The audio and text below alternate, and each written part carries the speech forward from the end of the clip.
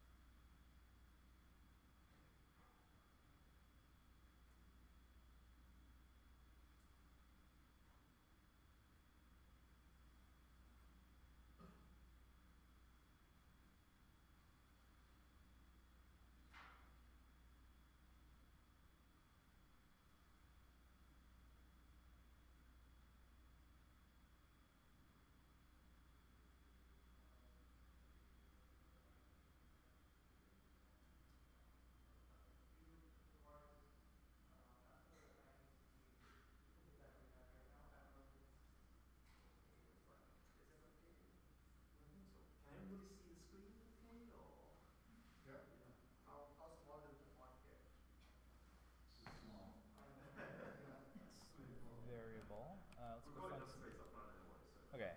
Worst So case, we can if we like go plus, make it a little bigger. and that works. There, is that legible? How big? How massive does a cat need to be considered round? Cat is bigger than that. Okay, Yeah, cool. no, I can see that. Cool. Just go back downstairs, make a sign, and then we start.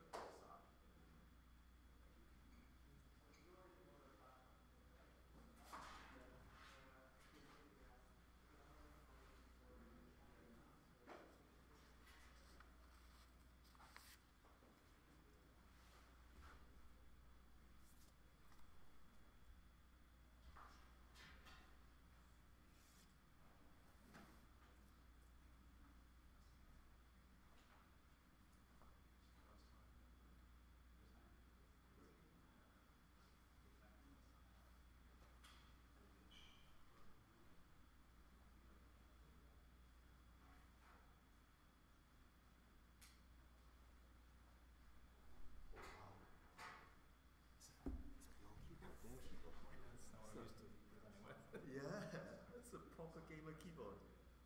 Yep. Yeah. The gamer wow. And it's a standing desk, so yeah. Nice. This one is like quad standing desk actually. That's actually better. It's higher. Yeah.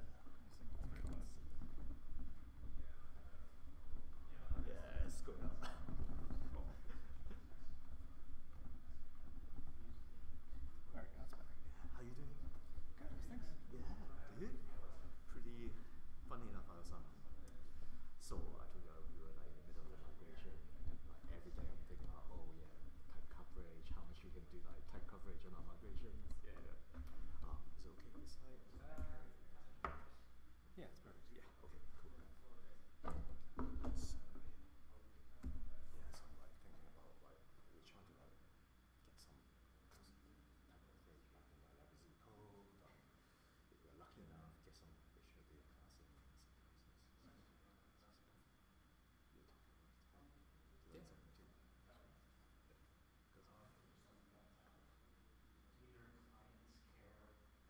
Something too. Space texture. I know. I'm not sure why. It's like giant. Do you play games? Yeah, mostly like, nothing that would require this kind of equipment, but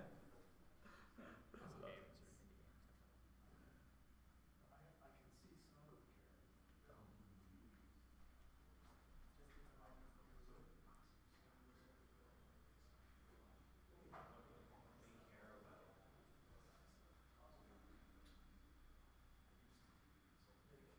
indie games, stuff like that. I can see some of the turns out the stuff I write is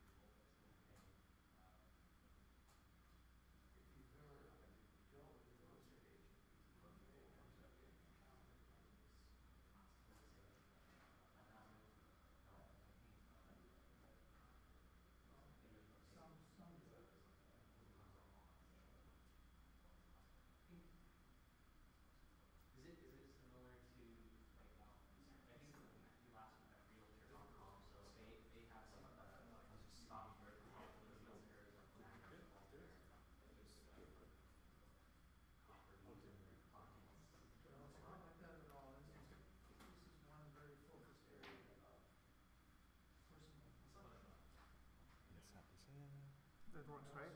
Yep. Okay, very good. Cool. All right, let's get started.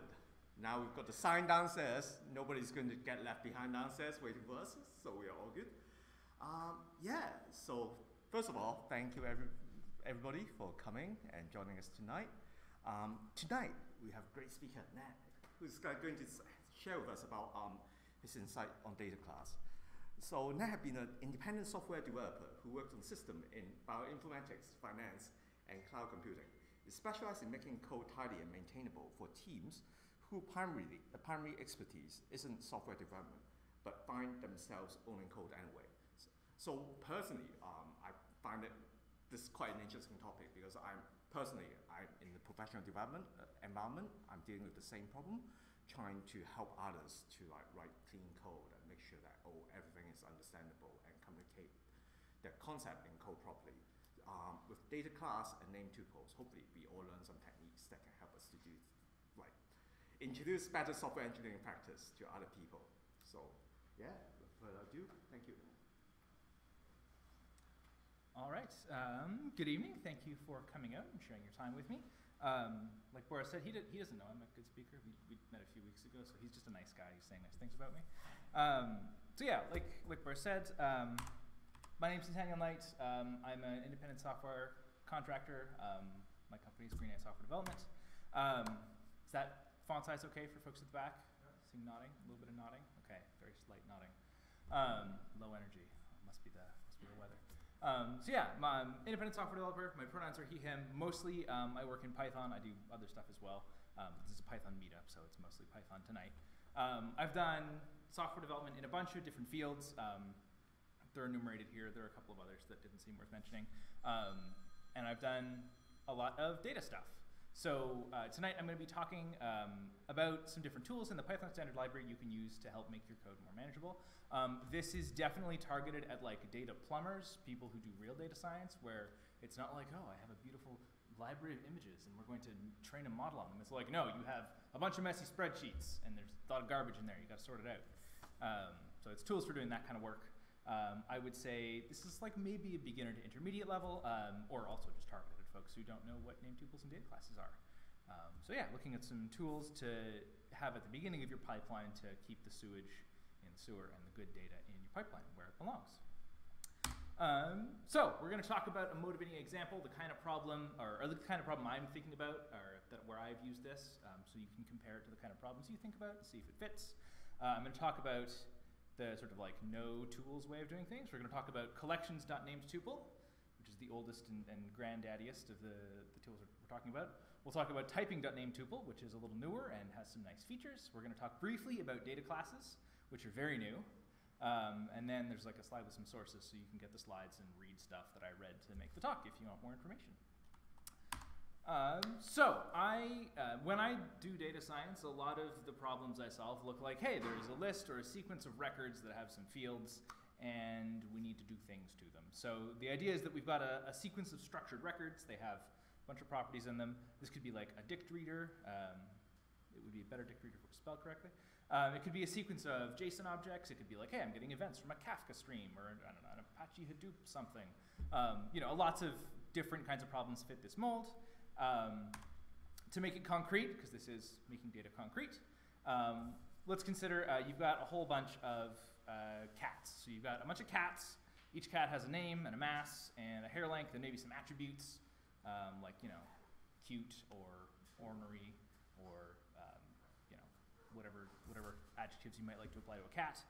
And you want to run a function on each of these cats, and maybe then you can send it off to your MapReduce cluster to reduce the results and calculate some kind of machine learning thing. We're just going to deal with hey, parse these cats and run a function on them, and then you can take it from there with data science. This is data plumbing, so we'll leave it at that. Cool.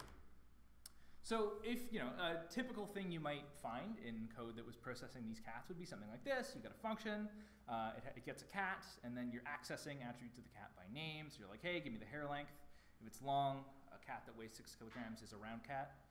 If it's hairless, it needs to be a little bigger because it doesn't have that extra fluff. So an 8-kilogram cat is a round cat if you have short hair.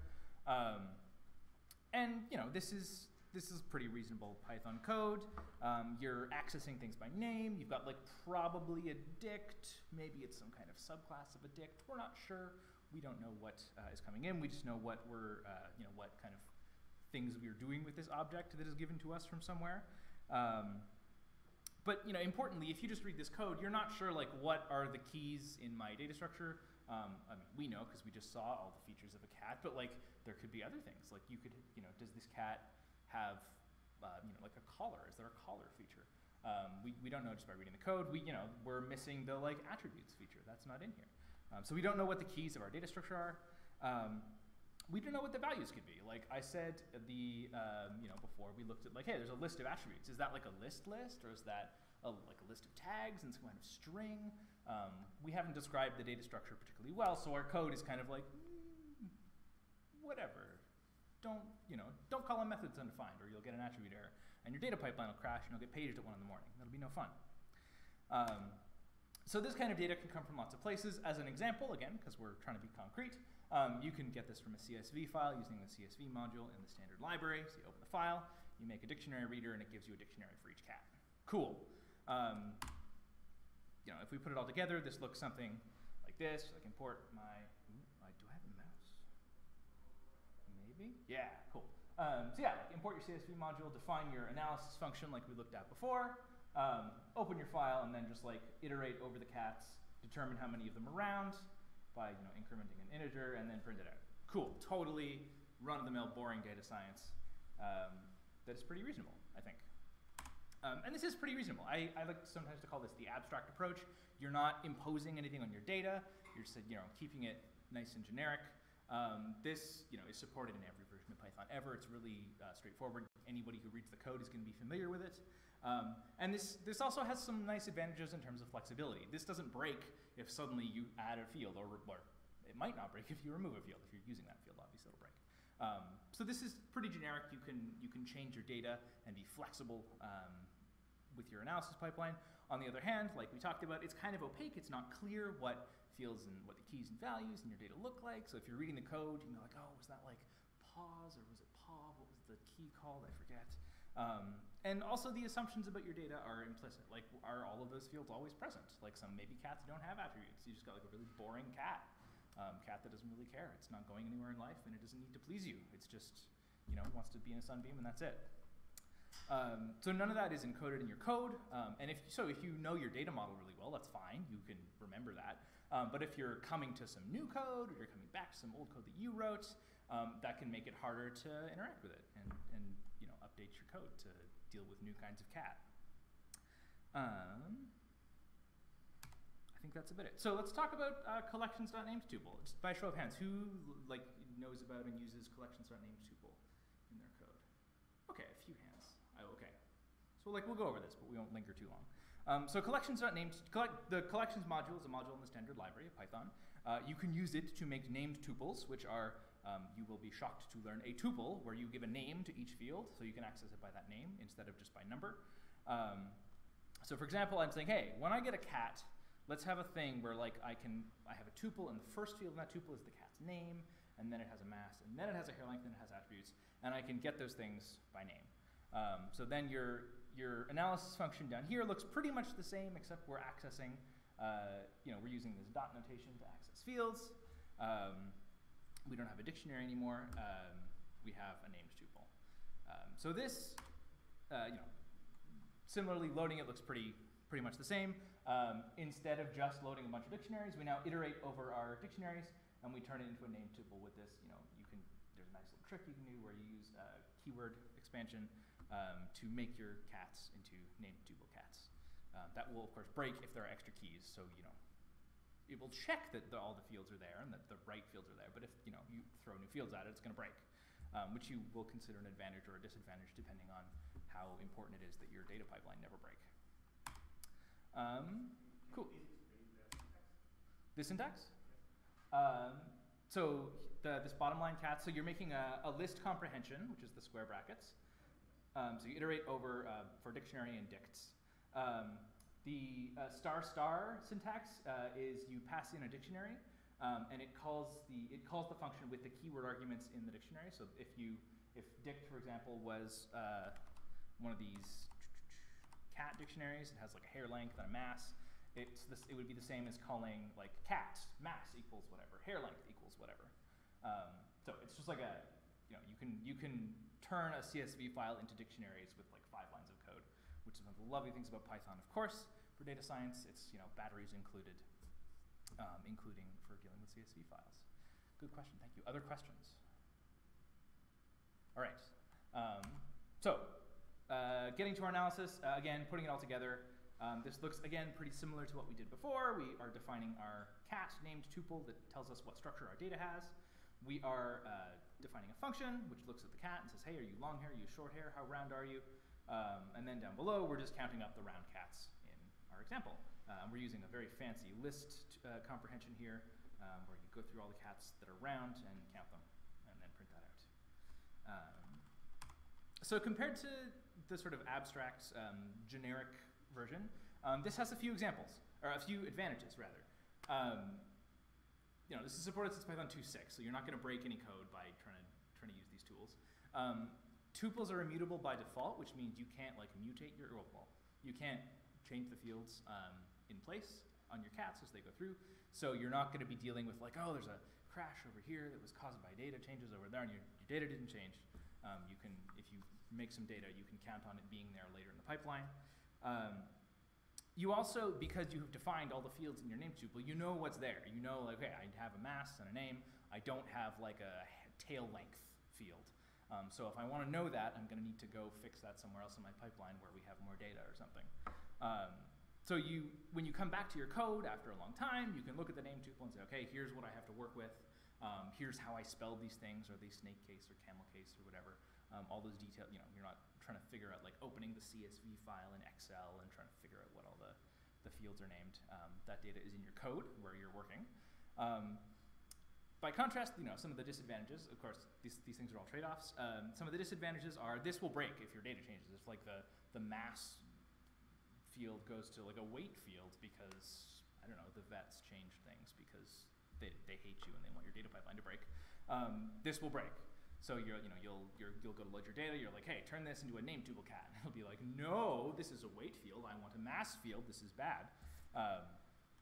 Which again, I kind of like that because I like my data pipelines to be very strict and controlled. But maybe your data pipeline needs to be more flexible. Maybe you're dealing with really messy data upstream that you can't fix. The other disadvantage of this is that if so named tuples are a class. You're making a subclass of the tuple class. Inheritance can get really dicey because tuples are kind of weird special classes. So if you really like your object-oriented programming and you want to make a lot of subclasses, named tuples are maybe not the thing for you. Wait for data classes in about 10 minutes. We'll talk about those. It'll be great. Any questions on collections.named tuples? Actually, a quick question. Yeah. Just going back to the slide on the named tuple syntax, something I never actually, that's good. Here, this one. Yeah. I never understand why we have to specify the capital letter cat in the named tuple syntax. I was wondering, is that a reason? The first parameter, yeah. This one? So you can call it whatever you want. Named tuple, collections.named tuple defines a new class. So by convention in Python, classes have an uppercase letter. You could make it a lowercase letter. Python will run with that and do the code. It's just not sort of conventional. So yeah, it's just a convention, but I like to stick to it so I know if I'm looking at a class or an instance or a function or what. So if I do, for example, like do the type of the cat, like capital cat of that collection name tuple, will come back with whatever that quote that was passed back in the first parameters. Yes, yeah. So cat is a type, and then down here, this is a list of cats. So the type of the first thing in this. Sorry, you can't see if I'm putting the screen. It's dumb. Yeah. So cat is a type. Or like an object, like you might have int is a type or string is a type. This would be a list of objects of type cat. So if you look at the type of the first object in this list, it would be cat. Good question, thank you. Anything else before we move on? No, we're good. We're all on board. We're like, yes, let's put some things in name tuples. I want to have fields with names on them. Great. Well, if you're on board with collections.named tuples, let me tell you about typing.named tuples. They're exactly like collections named tuples, except a little newer and I think a little better. Typing.named_tuples are in the typing module, not the collections module. They are, however, almost exactly the same as collections named tuple, except the syntax for writing them out is different. So instead of having this like weird function where you're calling a thing with like a name and a list of fields, a typing.named_tuple is you just write it out as a class. So you subclass typing.named_tuple. You say, hey, I'm making a cat. It inherits from typing.named_tuple, and then you just give a list of the attributes you want it to have. And as you might imagine, it being in the typing module, you can add type annotations. So you can say, hey, my cat has a name, which is a string, and it has a hair length, which is also a string for some reason. It's got a mass, which is a floating point number, and the attributes is a string. None of this, like, it's not a list, it's not a weird custom collection or nothing, it's just a string, because that's what we got from upstream in the Kafka database or whatever. Note that these types have almost no effect at runtime, though I think they consume like a little bit of memory, and that's about it. So these aren't like, this doesn't magically enforce these types on your data. It's just annotation. So you should think of these as, unless you're using a third-party type checker like MyPy or Microsoft released one recently written in TypeScript, which was weird. Unless you're using one of those, these are just documentation, which I find really helpful. Documentation is great. It lets you understand your code. You may hate writing documentation, in which case you can stick with a collections.named tuple.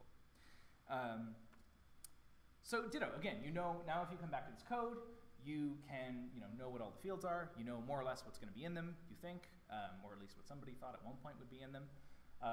You can also do a neat trick where because this is because you're already defining a class, it's convenient to define methods on your class. So if you have an isRound function that's only associated with cats, you don't really want to use it anywhere else. It would be inappropriate to use it anywhere else. You can just stick it on the cat class. So now instead of passing in a cat, you call the .isRound method on your cat objects, which can keep your code tidy. Typing is in the standard library as of 3.5 and typing.named_tuple as of 3.6. So using it a reasonably modern Python. Good question, thank you. Other questions on typing.named_tuple? We're not quite done with it, so you have time. So I think this is a lot more legible than using collections.named_tuple. You've just got like a nice list of one thing per line. I think this is also, it's nice to be able to associate your code with the data where it lives, so that you're, it helps keep things organized. And yeah, I've used a lot of these for making data pipelines over the course of things. A couple of questions. You, sir.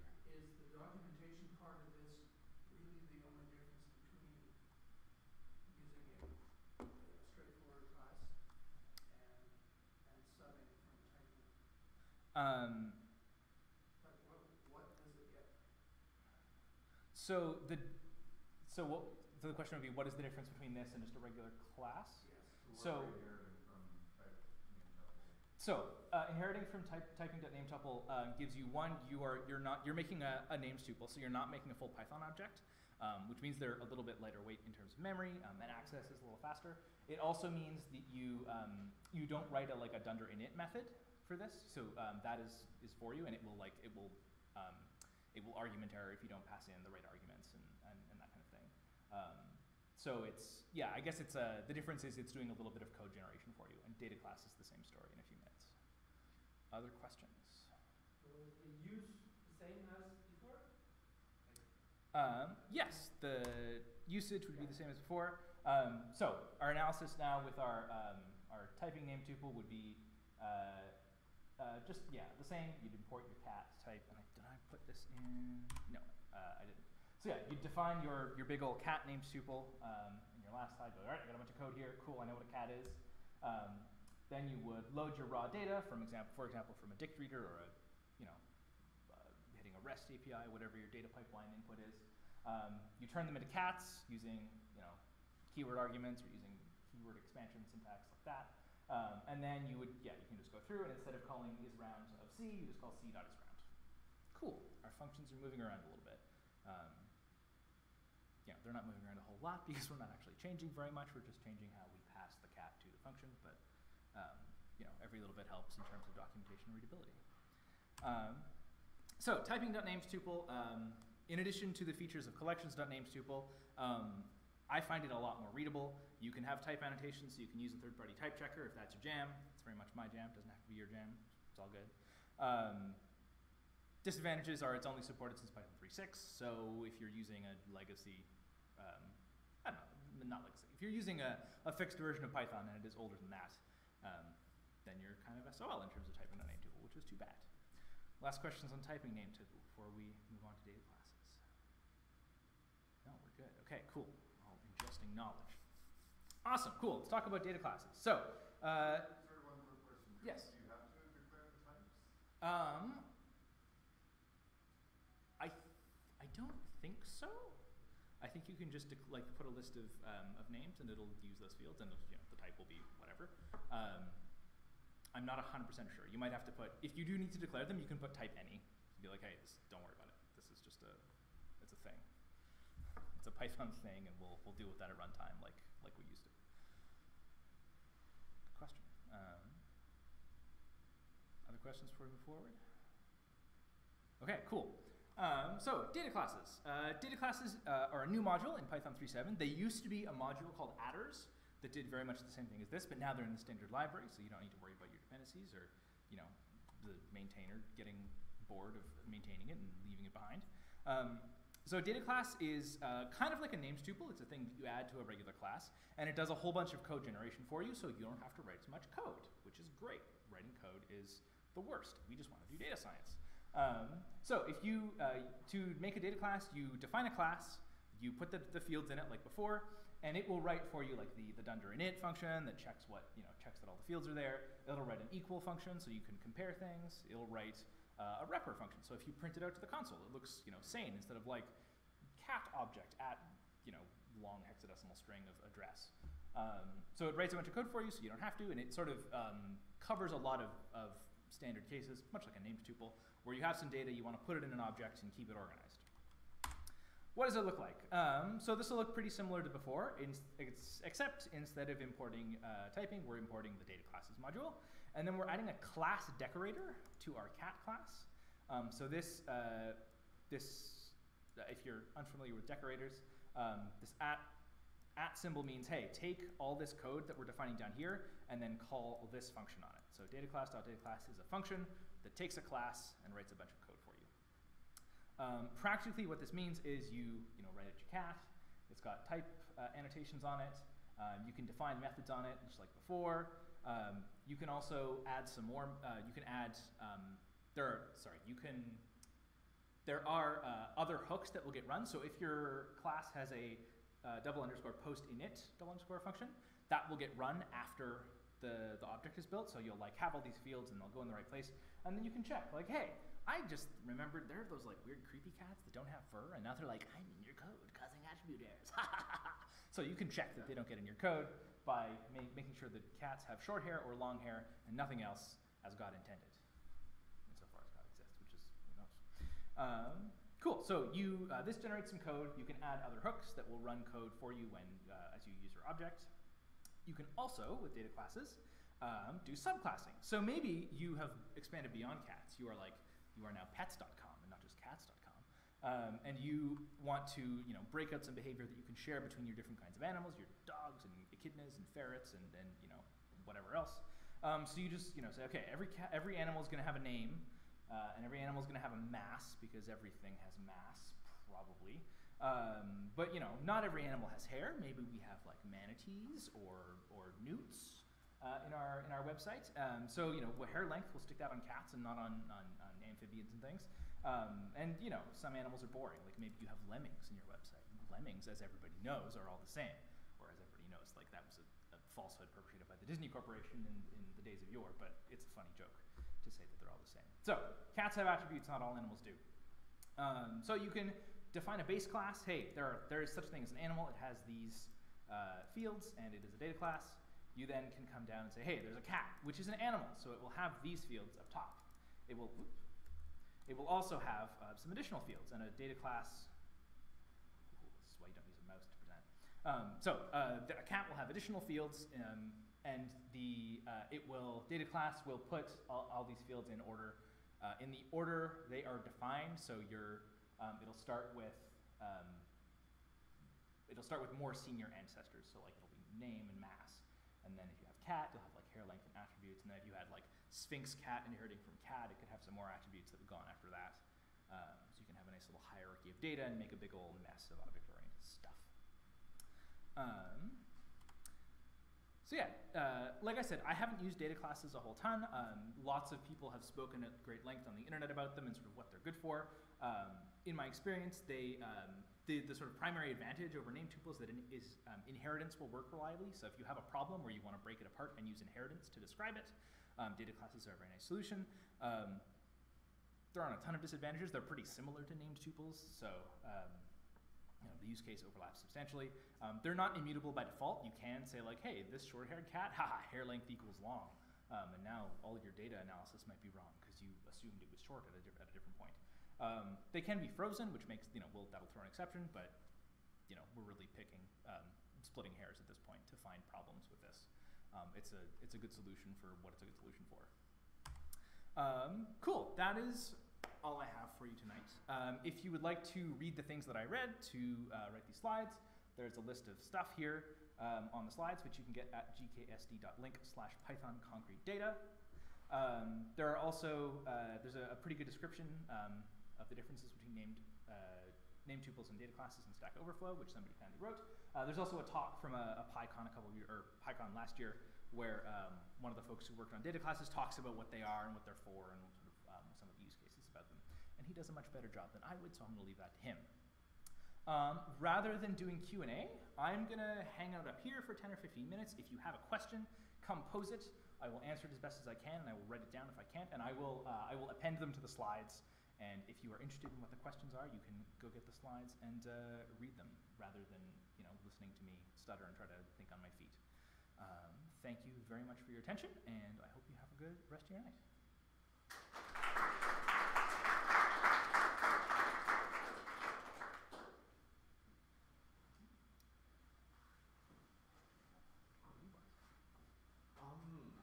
That's actually our talk for the night. But we actually thinking about we could go either way. Either we can kind of interactively learn a bit more about any follow-up questions that we have. We can always have a smaller formal informal chat about how we use data class, how we structure our data pipeline. I actually kind of have a few questions that I wish to converse as well. Maybe we'll do 15, 30 minutes of that, and then after that we might go out somewhere and just to have a show, get some food, and get some drinks. If you're interested to come along, please do. Yeah. Or any other suggestion, any other activities that you would like to do? Maybe I have a quick question. So, is there a kind of performance difference using with big data when you're using those classes? Is any of them better with lots of data? I will append this to the slides, but probably not is the short answer. The thing that is true is that named tuples will probably use less memory than data classes, and field access will probably be faster. Your application is probably unique and will probably, you should profile it and see what the slow thing is. And it is unlikely to be either of these because the standard libraries are pretty well optimized. And switching from one to the other is, I don't think is particularly likely to give you a big speed up. So, yeah, I think the answer is don't worry about it unless it's a problem, and then profile and see. And they should all be more efficient than using a pure class, because that would use a dictionary to find. A data class will make a pure class, so that's a class. A named tuple should be a little bit more efficient. Okay. Certainly more complex. Cool. Yeah, like I said, I'll be hanging out here for a few minutes. If you have questions, come pose them, and I will add them to the slides. Thanks again for coming. Cool. Actually, one more thing is that I actually have a question for you. So 2 questions I have. So one is that as an organizer, I really want to make sure that everybody is taking away something from any talks that we have. So if you've got any feedback, whether the talk is at a good level or something different things that you want to learn, different topics that you want to maybe different kind of activities, please to come and either talk to me or Osama. We would love to be able to help out and do more activities that everybody can learn from. The second thing is that also, if you've got expertise, interest in like sharing some of the things that you have done, either your personal project that you're enthusiastic about, or something at work that you find you can share with us. Also, please to come and talk to us. We would love to be able to share your experience with the wider audience in PyData. Thank you. And Osama? Yes. Do a stupid plug. A lot of people ask what we do, so I'll Yes. just quickly show you what we do because we have a lot of time now. So basically, Streamlabs is there's a funny world. It's called Twitch.tv, and these are literally people playing games and other people watching them play games. So, and of course they run on ads because Amazon, that's an Amazon company. But after this ad run, so anyways, what you'll see is all these streamers who go live and who play games once this ad stops running. Yeah, so this is one guy just running, playing some game, I don't even know. But what you generally see is people are giving them money to play the game, and all of that monetization happens through Streamlabs, basically. And so that's what we do. We help content creators make money. Some other guy playing, and if my internet works, which it will, there should be a donate link somewhere here, which he also doesn't have. Anyway, so sorry? Not at all, except for data analytics, which is our analytics team. Other than that, we don't use Python actually. We're mostly C++ based or PHP on the web. So yeah, like I don't even know who this is, but like 80-90% of these people, they use us. So when you click on them, you can go to their page and you can basically give them money through our website, and that's how these guys make money. So that's just one of our products. We have multiple products. This is Streamlabs OBS, which is our other product which people use, and yes, and this is what we were using to stream today, and it's almost like Photoshop, and everybody streaming basically uses this software. This is the cool part which I actually wanted to show, which is we do face detection, so you can actually pay money to put cool shit on people's faces, because apparently 14-year-old kids love putting or trolling people with all sorts of weird stuff. So I don't even know that. So, oh yeah, that's the gingerbread man. So yeah, so basically, but it's not Python. It's mostly C++ and OpenCV and a bunch of other stuff. But This Vancouver company? no, we're based out of SF, and we recently started operations in Vancouver about a year ago. So this is like our new office. We were just working out of a very small space before. So yeah, but this was like relevant and Python, and people get excited about like face tracking. So that's something we do. Our team's not here today, but if you ever want to like chat, we do show up at meetups. We don't wear our t-shirts and we're not high profile that way. But